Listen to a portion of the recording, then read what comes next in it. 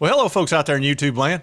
I got a show with my bro today. We're going to talk a little bit about the Vols. We're going to talk about the 8 or 9 game schedule. We're going to talk a little bit about recruiting and those types of things. So let's get right on into that. All right, Chilmont, let's talk about the Vols a little bit. We've got a lot going on. The recruiting's really heating up right now. We've got a bunch of 5-stars that are looking to sign with the Vols or commit with the Vols is probably the better way to say that. We definitely need to get that Williams kid, that 5-star D lineman. We're looking pretty good for a lot of these 5-stars. It seems like the Vols are really focused on the D linemen, especially the edge rushers. That seems to be the big deal right now. Yeah, we need to get that Williams kid, that 5-star. He would be a huge addition to this recruiting class. Plus, we need that talent on the defensive line. It looks like it's between us and Oklahoma right now. Yeah, one of your other videos, I saw that, and I think that's exactly right. You know, hopefully we can land that kid. But like you said, there's a bunch of 5-stars out there still. So there's some really good opportunities out there. Yeah, we're looking at the Williams Winery, of course. We've got an Edric Houston out of Buford, Georgia. That's also a 5-star that's pretty high on us defensive line. Yeah. Of course, we've got here's another guy, Elijah Rushing, who's out of Tucson, Arizona. He's a 5-star. He's also an edge rusher. He's high on the Vols. And the list goes, I mean, it's a bunch. Camarion Franklin, who is a super high 4-star, almost a 5-star, depending on which service you look at, been predicted to the Vols. That would be another huge get for us. And he's out of Mississippi, so you would think that Lane Kiffin would be really trying hard to get that guy. Yeah, he's I'm sure he's trying to beat us out on that. It's almost got to be. Yeah, if for no other reason, just to beat us out. Well, you know? I mean, when you've got a 5-star in your own backyard and you let him go to a team that is your opponent or can be your opponent, that's not good. Because if you're in the West, look, you know, that West is tough. He's got to deal with LSU. He's got to deal with Alabama. I don't think they play. No, actually, I think they do play Georgia this year. They may have to play Georgia, Alabama, and LSU like we did last year. Okay. Well, that's unusual because usually we're the only team in the country has to play all those three. Well, except for Auburn. Except for Auburn. Auburn is I tell you, it's tough being an Auburn fan. It just is, because you've got that terrible schedule, and then on top of it, you've got Alabama, which is the big dog in your own state, and you have to deal with that all the time. It's the same schedule we got, pretty much. That's true, so, but we don't have to live with all those Alabama folks. Yeah, that's true. We're not down there on that Alabama clay having to deal with War Eagle and Roll Tide. Yeah, it's probably hard to hear that Roll Tide every single day, and especially when they won all those natties. They're probably glad Georgia won a couple of natties just so Alabama didn't. Well, they had their number there for a while. When who was it, Malzahn, when he was there? They had yes, they did, but then Saban got them to change the rules to where they had to slow everything down so they could do the trading out of players.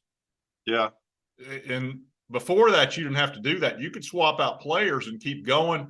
He did get that stopped. But for some reason, Malzone got away from the running quarterback a little bit, which was a huge mistake in my opinion. But Josh Heupel's doing it differently than Malzahn did it because he's running so much. It's an offensive game, and you've got to have a great quarterback these days. You just have to. Yeah, it's all coming down to the quarterback right now. Of course, everybody's talking about Joe Milton, and we won't know for a few games in. That Florida game looms very large, as always. Yeah. I think a betting line that had Tennessee of 7-point favorite in the swamp. Florida, I think, with winning maybe 5.5 to 6 games. With their it's 5.5 quarterback situation, I don't know how they're going to fix that. It's too late to fix it. Yeah, they're going to go with this Graham Mertz dude, it appears. I mean, I kept expecting some miracle to happen because you would think some graduate transfer or somebody would say, man, I could go down there and take that job at a big SEC school, but that has not happened. I don't know. It makes no sense. If my job was on the line, I would not be going with somebody that's throwing the ball 59% completion rate at another conference, not the SEC. I would not be comfortable with that. No. And, I can't believe they didn't pick up somebody in the portal, some somewhere along the line. But like most Vol fans, I'm just so upset about it. Oh, I can tell. But hey, here's the thing: Graham We need Mertz to- was out of the portal. Yeah, Jack Miller was out of the portal. well, that's it. And he thought he had his quarterback, one of those guys, and they none of them looked good in their spring game. So Well, and that Jaden Rashada situation was just a nightmare for him. I He think thought he that had his was 5-star and he was going to be in yeah good shape. And can you believe they were going to pay that kid $13 million? yeah, and then reneged. Yeah, I That's mean, I can holy cow. understand. I can understand why they didn't want to pay him $13 million. Yeah, I mean, but who agreed to that? And it's still kind of cloudy what actually happened there, but no, nobody's really come Probably, to I'll terms. bet you it was a well-heeled Yes. donor that probably had a few drinks in him Yeah. and said, "Yeah, I'll do whatever it takes to win." Blah blah blah. And then he woke up the Yeah. next day and went, "Oh crap! I agreed to what? No, Yeah. I didn't." And He they're said, like, "Well, "Man, yes, you did." He I said, "Well, you shouldn't don't have had have it that. in writing." Yeah, I shouldn't have had that last scotch." That's what I'm wondering. I swear, I'll bet it was something like that because That it it makes was somebody agreed to pay $13 million at some well, point. yeah, it would make so much sense that some big donor just said, "Yeah, we'll pay. We'll beat them. We'll go 13 million or whatever." It Well, was how many a bunch guys of have you drinks in it. known that got deep into whatever they're drinking and decided they could do whatever and then woke up the next day and thought, "Oh crap, I can't do that." Oh yeah, a lot of regret the next day with a headache. Yeah, I just feel terrible for him. I know you do. I can sense your regret and concern for them.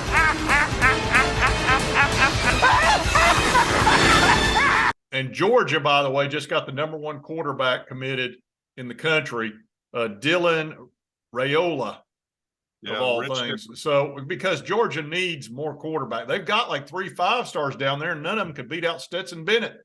Yeah, they need more 5-star players down there. They only got like 20. So Yeah, that's ridiculous. it is what it is. They're the best team in the country, and and they have like the #1, #2 recruiting class every year, and that's what happens. Yeah, the rich get richer, don't they? They do. Yeah, it And used to be us in the '90s. That was us, oh and yeah, I didn't mind it a bit back then.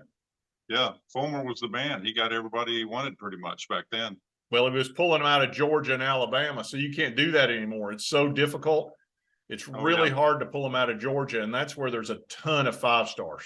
Georgia's the best recruiting ground there is, and if you can make inroads in there, it's huge. I Yeah, don't, I'm starting to wonder about this offensive line that we're not able to get any of these big time recruits. I'm wondering if this is the one negative of that offense, that these big 300-pound Goliaths don't want to move that fast. yeah, Maybe they may not, that may not suit their mindset of having to move so quickly. yeah, those churning the plays like that. So running, 10 plays in a minute and a half. It is a lot if you're a big offensive lineman, but you score quickly and then you're back on the bench. True, but I don't think they like to do any. When you're 330 pounds, you probably don't like to do anything quickly. Yeah, and you can kind of see that, I guess. I hope that's not a big negative for recruiting offensive linemen because we got to protect these quarterbacks. I mean, running quarterbacks, unfortunately, a lot of them get hurt, and we've got 2 quarterbacks who have pretty good wheels. 3 quarterbacks actually have pretty good wheels. So hopefully we can protect them like we did the vast majority of the season last year for Hooker. Yeah, yeah. Other than the Georgia game where they had that guy in the middle that just pushed the Oh yeah, line back, he was a nightmare. He yeah, caused us all kinds of trouble. yeah. So we're tickets to the game with Virginia at Nissan Stadium in Nashville have gone on sale. So we might learn a little bit at that game, although I don't think Virginia's very good this year, are they? They're not. We Yeah, should handle them yeah, very easily. I would expect that's a game we'll win by 20, and we'll get to see a little bit of Joe Milton in that one, see what he can do. But again, I don't think we'll know for sure until we see him at Gainesville in a very hostile environment and see how he performs, because yeah, Florida brings it when they play us. They bring yeah. everything they've got. Yeah, I don't care how bad they are or how down they are. They're going to play us hard all the Yeah. time.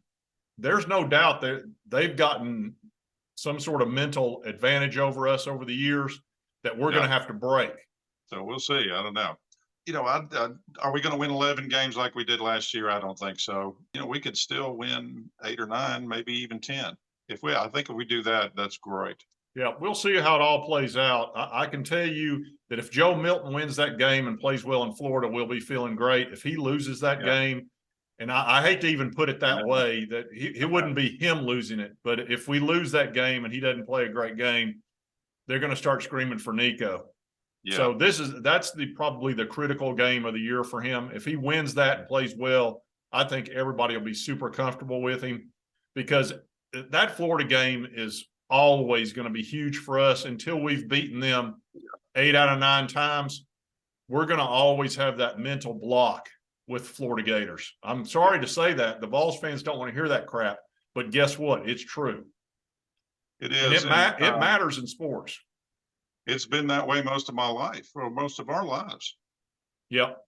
Going back to Peyton and beyond, and as soon as Spurrier got there way back in the way back time, it's just how it is. That's always been a huge game for us. It kept us out of national championship picture many years. You remember? Oh, yeah. We'd lose to Florida and the season would be pretty much over. That's what sucks about not having a playoff, is that you could lose one game early on, win every game after that, and you're doomed. Whereas the 12-team playoff is a beautiful solution. It is a wonderful solution. I can't wait for that to start. I think that's going to be so much better for college football. It's ridiculous. We were talking about it, at the cookout at Mom's last night. What are they looking at, the 8 or 9 game schedule in the SEC for? Oh yeah, that's a big thing that's coming up in the next couple of weeks. That has to be decided in the next two to 3 weeks. I'm kind of torn. If I was a coach, I would not want that. I would not want unless you're Georgia or Alabama. Yeah, you probably want the 8-game deal.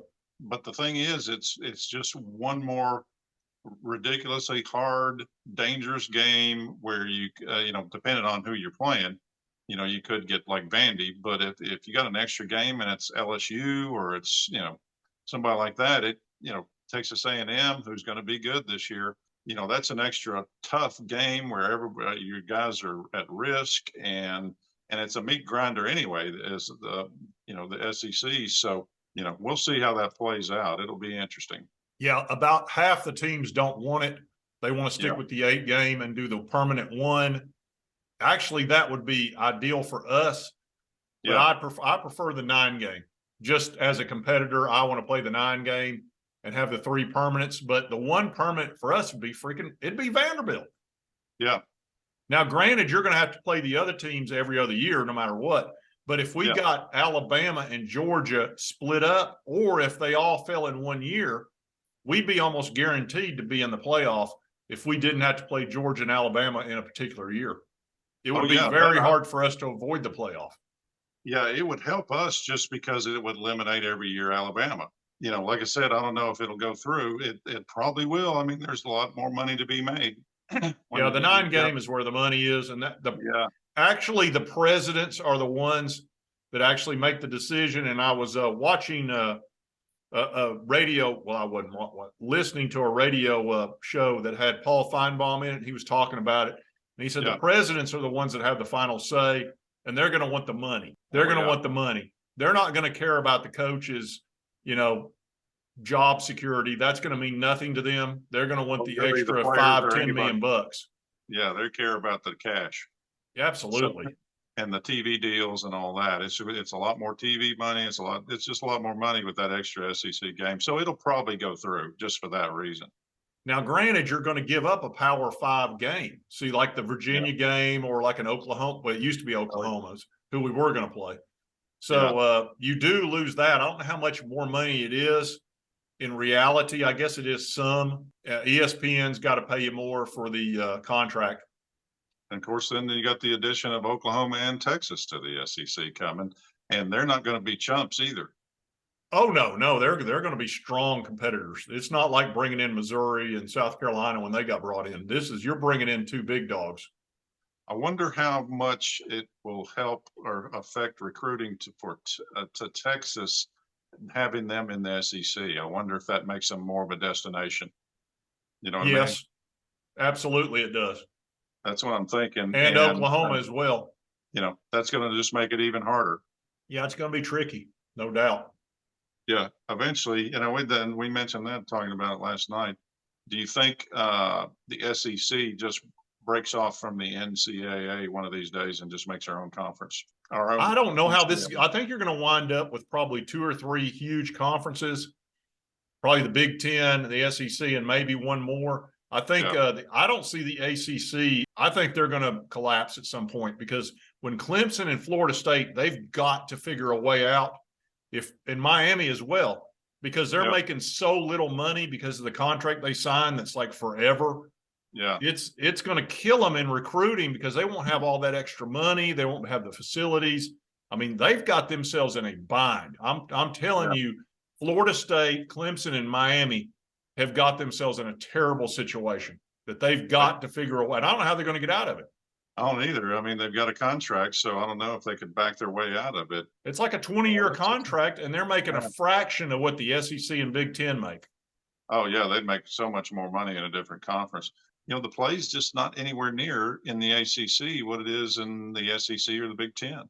It's just not. And for that reason, I mean, there's not as much money in it. There's not as much TV revenue and all that because there's not as many people watching. You know, when there's a big SEC matchup, the whole country's watching.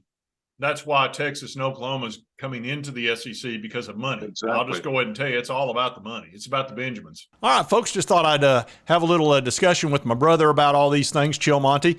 And if you like this content, be sure to hit that like button. Lets me know to continue to cover the Vols and the schedule and all these things that we're talking about all the time. And if you've not subscribed, it's right here on your right, my left. Boom, it's all you got to do. It's so simple, costs you nothing. Helps me out. I'd appreciate it. And right over here is my most recent video. And YouTube thinks you'll really enjoy that. It's an algorithm. They know you. It's kind of scary, isn't it? But they're probably right. And we'll see you next time on Sports Talk Jay.